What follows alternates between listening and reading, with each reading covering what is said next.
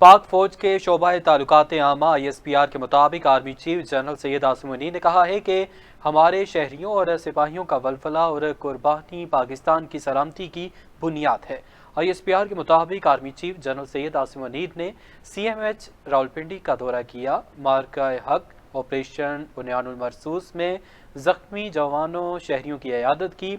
Army chief जख्मी फौजी जवानों से फर्दन फर्दन मिले। आर्मी चीफ ने इंतहाई बेमिसाल बहादरी, अज़्म, फर्ज शनासी को सराहा। आर्मी चीफ ने जख्मी जवानों के इलाज, बहाली और बहबूद के मुसल्लह अफवाज के गैर मुतसलसल अज़्म का इयादा किया। ISPR के मुताबिक army chief general Syed Asim Munir ने कहा कि पूरी कौम मुसल्लह अफवाज के हर एहलकार की हिमायत में मजबूती से खड़ी है और उन्होंने इस बात पर भी जोर दिया कि दुश्मन की कोई भी साजिश पाकिस्तान की मुसल्लह अफवाज के अज़्म को मुतसलसल नहीं कर सकती।